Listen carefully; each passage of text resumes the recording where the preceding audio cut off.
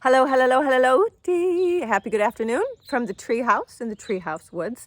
I like to come up here sometimes and just like survey my kingdom, take a little look around at the place that God has entrusted to us, the kids that God has entrusted to us, the things that we're building with God, and just be reminded of what's important, right? So back here, these little bunnies, Eileen's little bunnies, over here is where the chickens hang out, don't get seasick. Ooh, there's the old goat house, and then next to that is the backhoe. Behind the backhoe in the magical marsh back there, you can't see them, but I'm sure you'll hear them in a minute. Our Tuckers, ducks and geese, and then one of our favorite places on the whole little wild farm stand here is our campfire ring.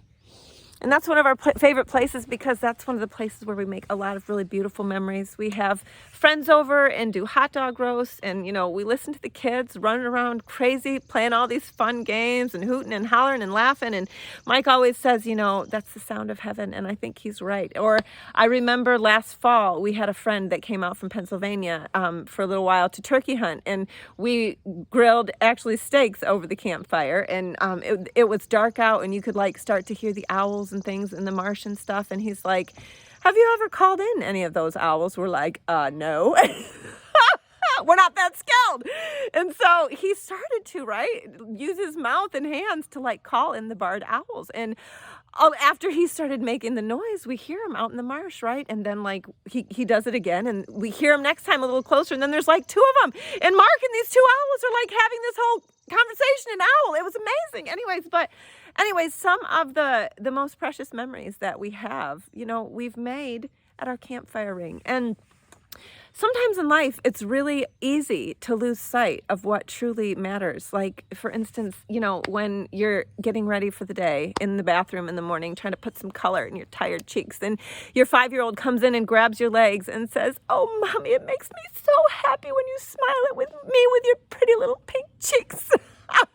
Or the same 5-year-old, you're in the grocery store, right? And she sees somebody that is maybe walking with a cane or limping or looks like they're in pain. And she whispers to you "Mommy, maybe we should go pray for those people." Because that's what we do when we go to the grocery store is, ask God, help us to see people today that we could pray for or be a blessing to. Or when your 10-year-old, you come home from getting groceries and she's cleaned the whole kitchen without you even asking her to. Or on a day when, I'm feeling grumpy and I'm like, would somebody please pray for me because I don't want to be grumpy.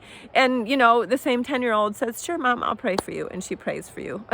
Or the 15-year-old, you know what I mean? On the way to the Republican meeting for the town, that he's wanted to go to. So you go to with him, he prays in the car on the way there, "God, please make us a blessing to everybody that we encounter tonight." Or, when I'm feeling stressed out and he comes up to me and puts his arm around me and says, "It's okay, Mom. Is there anything I can do to help you? And he prays for me. I think, gosh, these are the things that are beautiful. These are the things that are worth pursuing. You know what I mean? These are the things worth making sacrifices for. You know what I mean? Worth letting go of things that everybody around us says, "Oh, you must have this. You must do this. This is what you need to be happy. This is what you need to be cool. This is what you need to be fulfilled. A bigger house, more stuff, cooler vacations." All of these things, you know what I mean? It can be too much often, And or your husband, right? He goes to the store and sees these little earrings that he says reminds you or him of you because you're like his little woodland elf, and so he buys them for you as a beloved wife present. Or he sees your hair in the mornings when you get out of bed and it's exploding, and he's like, "Oh, babe, I just love your hair. It's there is so much Karen in your body that it can't be contained, and so it's busting out of your hair." These are the things that we are building when we are choosing each other and when we're choosing our kids. More than anything, one of the things that Mike and I want to do is live lives that are mindful. We always try to ask ourselves before we decide to do something new or before we say yes to something, okay, if we say yes to this, how does that change our life? Does it actually improve the quality of our life? And also, what does it mean that we have to say no to in order to say yes to this? Just we try to live intentionally and try to live mindfully, Lord, we want to build with you. And we realize that means that we don't look like other people look. We don't do what other people do. And that's okay. And you know what? Honestly, a lot of times I wish that it was prettier around here. I wish that it was maybe not falling down quite so much, or that it was cleaner. But you know what? Life is so short, and our time with our children and with each other is so fleeting. And so we just want to make sure that we are choosing better, choosing what's best, choosing what lasts, what we can take with us, what will like go behind us after we're gone, and back in January of this year, we happened to be like talking about some of these things. You know what I mean? How like we don't look like everybody else looks. You know what I mean? We don't do what everybody else does. And, my husband was saying like, gosh, babe, just once I wish, that somebody would say to me like, you know what?